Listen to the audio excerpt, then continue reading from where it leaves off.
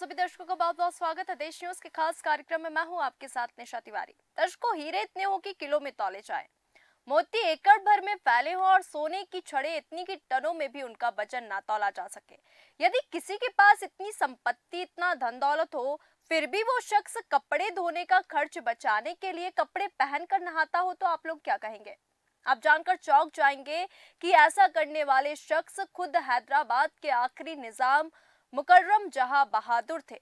बेहिसाब जमीनी जायदाद और हीरे जवाहरात के मालिक हैदराबाद के आखिरी निजाम नवाब मीर बरकत अली खान बालाशान मुकर्रम जहां बहादुर का आपको बता दे जब इंतकाल हुआ, और जहां वे पिछले कई वर्षों से रह रहे थे, उन्हें हैदराबाद में सुपुर्द खाक किया गया और इसी के साथ उनकी जिंदगी तथा विरासत में मिली दौलत के कई अनसुलझे सवाल जो थे वो दफन हो गए।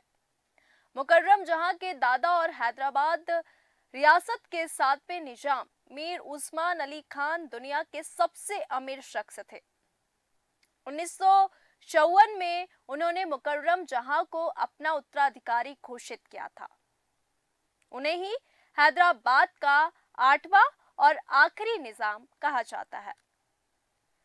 मुकर्रम जहां के बारे में the last Nizam, the rise and fall of India's greatest princely state किताब के लेखक जॉन जुब्रिजस्की ने लिखा है कि वर्षों तक मैंने एक मुस्लिम प्रांत के विचित्र शासक की कहानियां पढ़ी, जिसके पास किलो के हिसाब से हीरे, एकड़ में मोती तथा टन में सोने की छड़ें थी, लेकिन फिर भी वो इतना कंजूस था कि कपड़े धोने के खर्च को बचाने के लिए कपड़े पहनकर ही नहाया करता था।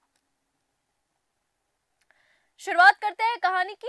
मुकर्रम जहां का जन्म 1933 में फ्रांस में हुआ। उनकी मां राजकुमारी दुर्रू शिवार तुर्की के आखिरी सुल्तान अब्दुल मजीद द्वितीय की बेटी थी।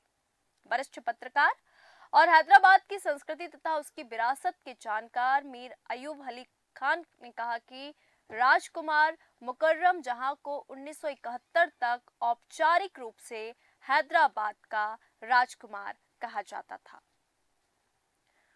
जब तक कि सरकार ने उपाधियों को समाप्त नहीं कर दिया। खान के मुताबिक 7वें निजाम ने अपने बेटे राजकुमार आजम जहां बहादुर की बजाय अपने पोते को उत्तराधिकारी चुना था। 1967 में हैदराबाद के अंतिम पूर्व शासक के निधन पर मुकर्रम जहां 8वें निजाम बने थे। मुकर्रम जहां शुरुआत में ऑस्ट्रेलिया चले गए थे, बाद में तुर्की में बस गए और जुब्रिस्की ने तुर्की के मुकर्रम जहां के 2 कमरों के फ्लैट में उनसे हुई अपनी मुलाकात के बारे में भी लिखा। उन्होंने बताया कि मैंने ऑस्ट्रेलिया के रेगिस्तान में एक दरबार की अविश्वसनीय कहानियां सुनी थी, जहां एक भारतीय राजकुमार ने सुंदर ढंग से सजे धजे हाथी के औदे पर बैठने की बजाय डीजल से चलने वाला बुलडोजर चलाना चुना। उन्होंने लिखा कि मैंने तुर्की में रहने वाले एक बैरागी के बारे में सुना था, जो 2 सूटकेस और कई टूटे हुए सपने लेकर आया था। मुकर्रम जहां या उनके दादा को विरासत में मिली अकूल संपत्ति कहां गई, इसका कोई विवरण नहीं मिलता। मुकर्रम जहां के इंतकाल के साथ ये राज भी दफन हो गया। ऐसा कहा जाता है कि मुकर्रम जहां ने कभी किसी के प्रति दया नहीं दिखाई। पत्रकार अयूब खां कहते हैं कि हैदराबाद के लोगों को आस थी कि राजकुमार मुकर्रम जहां गरीबों के लिए काफी कुछ करेंगे, क्योंकि उन्हें अपने दादा से अकूत धन दौलत मिली थी, जो एक समय में दुनिया के सबसे अमीर व्यक्ति थे। हालांकि ऐसा कुछ हुआ नहीं। मुकर्रम जहां ने सबसे पहले 1949 में तुर्की की राजकुमारी इसारा से निकाह किया। yahudi.com और तमाम जो चीजें और जो तमाम रिपोर्ट सामने आई, उसके अनुसार राजकुमारी इसरा ने हैदराबाद में बीते अपने वैवाहिक जीवन के बारे में बताया। वो बताती है कि कैसे विरासत में मिली संपत्तियों और परिवार के महलों को सहेज कर रखना उनका शौक बन गया। उन्होंने कहा, मैं हमेशा शहर के लिए कुछ करना चाहती थी, लेकिन ये थोड़ा मुश्किल था, क्योंकि जब मेरी शादी हुई तो मेरे शौहर के दादा जिंदा थे और मुझ पर तब तक कई पाबंदियां थी। उनके निधन के बाद हालांकि हम काफी कुछ कर सकते थे, लेकिन तब कई समस्याएं थी। 98% कर था, फिर हमें विशेष अधिकार और जमीन छीन ली गई। राजकुमारी इसरा ने कहा, बाद में मेरा तलाक हो गया और 20 साल बाद मुकर्रम जहां ने मुझे वापस आने तथा उनकी मदद करने के लिए कहा, क्योंकि वो कई समस्याओं से घिरे हुए थे। जब मैं वापस आई तो पूरा महल ऐसा लगता था कि वहां नादिर शाह ने दिल्ली की लूट मचाई थी। कुछ नहीं बचा, सब कुछ ले गया था। जब मोहल्ला पैलेस और फलकनुमा पैलेस की मरम्मत के अपने प्रयासों को बताते हुए राजकुमारी ने कहा कि यह हमारा कर्तव्य था। रिपोर्ट में कहा गया कि साल 1911 में बात करें, साल 1911 से तो 1948 तक हैदराबाद पर शासन करने वाले मीर उस्मान अली खान असल में एक सम्राट जैसा वैभव वाले निजाम थे। उनके पास इतनी दौलत थी, उसकी समय से हिफाजत नहीं हो पाती थी। एक बार तो 9 मिलियन पाउंड के नोट, जिसे उन्होंने अपने तहखाने में रखे थे, चूहों ने कुतर डाले। मतलब चूहों ने उन नोटों को नष्ट कर दिया। जवाहरातों के उनके कलेक्शन में एक 185 कैरेट का जेकब डायमंड था, जो एक शुतुर्ग मुर्ग के अंडे के आकार के बराबर था। इसकी कीमत 900 करोड़ रुपए थी। ये दुनिया का 7वां सबसे बड़ा हीरा माना जाता है। फिलहाल इसका मलिकाना हक भारत सरकार के पास है। कहते हैं कि हैदराबाद के छठे निजाम महबूब अली खां पाशा ने इस हीरे को जेकब नाम के व्यापारी से खरीदा था। उसी व्यापारी के नाम पर इस हीरे का नाम जैकब रखा गया। वैसे इस हीरे को इंपीरियल या ग्रेट व्हाइट या विक्टोरिया के नाम से भी जाना जाता है। ये दक्षिण अफ्रीका की किम्बर्ली खान में मिला था और तराशने से पहले इसका वजन 457.5 कैरेट था। रिपोर्ट में कहा गया कि 5 फुट 3 इंच वाले मीर उस्मान अली खान अपनी सल्तनत को लेकर डरे रहते थे। तब जो उनकी सल्तनत थी उसको लेकर हमेशा डरे रहते थे, क्योंकि वो धूम्रपान के आदी थे। उनके महल के बगीचे में तिरपाल के नीचे लारिया थी, जो कि बेशकीमती जवाहरातों और सोने की सिल्लियों से भरी थी। ये लारिया बगीचे में एक ही जगह पड़े पड़े सड़कर खराब हो गई। रिपोर्ट की माने लारिया के साथ सारी रकम लेकर फरार हो सकते थे, लेकिन उन्होंने सभी लॉरियों को तिरपाल के नीचे पड़ा रहने दिया, जिससे वो वहीं पर सड़कर खराब हो गई। हालांकि उनकी सुरक्षा में 3000 अफ्रीकी अंगरक्षक तैनात रहते थे। कहते हैं कि उनके पास अकेले 100 मिलियन पाउंड के सोने के गहने थे। अन्य धातुओं के गहनों की कीमत 400 मिलियन पाउंड थी। मौजूदा वक्त में ये रकम अरबों पाउंड के बराबर की कीमत की थी। हालांकि जैसे जैसे टाइम बीतता गया, वह कंजूस होते गए। रिपोर्ट कहती है कि समय के साथ हुए इस बदलाव से लोगों को कई बार हैरानी होती है। वह खुद के बुने मोजे पहनने लगे और फटे कुर्तों को सिलकर पहनने लगे, जबकि उनकी अलमारियां बेशकीमती कपड़ों से भरी रहती थी। यही नहीं, वह महीनों तक इन कपड़ों को बदलते भी नहीं थे। बुढ़ापे में वो एक साधारण बरामदे में सोते थे, जिसमें बकरी भी बंधी होती थी। रिपोर्ट में यह सामने आया कि आजादी के बाद भारत में जब रियासतों का विलय जारी था, तब निजाम मीर उस्मान अली खान ने 1948 में करीब, आपको बता दे, 10 करोड़ 7,940 पाउंड और 9 शिलिंग की रकम को ब्रिटेन में पाकिस्तान के तत्कालीन उच्च आयुक्त हबीब इब्राहिम रहीमतुल्लाह को अपने वित्त मंत्री के जरिए सुरक्षित रखने के इरादे से दी थी। तभी ये रकम नेटवेस्ट बैंक पीएलसी के उनके खाते में जमा है। ये रकम अब बढ़कर करीब 300 करोड़ रुपए हो चुकी है। कहते हैं कि हैदराबाद रियासत के भारत में विलय के बाद सन 1950 में निजाम ने इस रकम पर अपना दावा किया, लेकिन उच्चायुक्त रहीमतुल्लाह ने पैसे वापस करने से इनकार कर दिया था और कहा कि ये अब पाकिस्तान की संपत्ति बन गई है। साल 1954 में सातवें निजाम और पाकिस्तान के बीच इस रकम को लेकर कानूनी जंग की शुरुआत हुई थी। निजाम ने अपने पैसे वापस पाने के लिए ब्रिटेन की हाई कोर्ट का रुख किया था। पाकिस्तान के सॉवरेन इम्यूनिटी का दावा करने से केस की प्रक्रिया रुक गई थी। हालांकि साल 2023 में पाकिस्तान ने रकम पर दावा करके सॉवरेन इम्यूनिटी खत्म कर दी।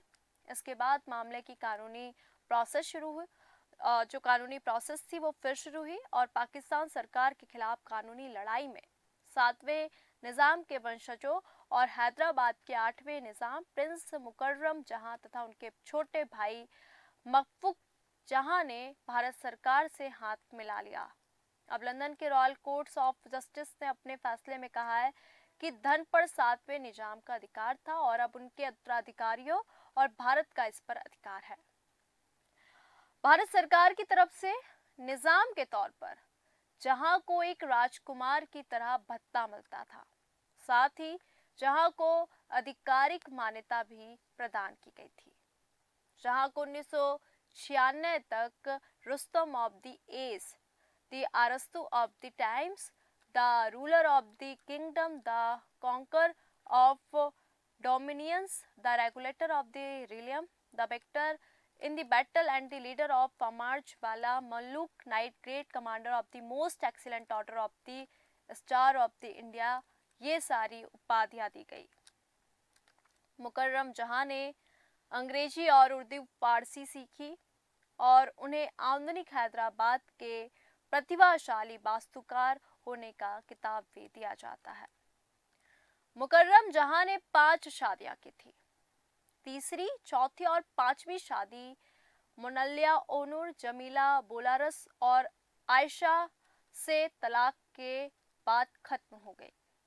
जहां के परिवार में उनकी पहली शादी से एक बेटी शेखर जहां है, दूसरी शादी से एक बेटा आजम, उनकी तीसरी शादी से एक बेटी नीलफुर जहां और एक भाई महफूज और एक पोता है। दूसरी शादी से एक और बेटा उमर था जिसकी मौत साल 2004 में हो चुकी है।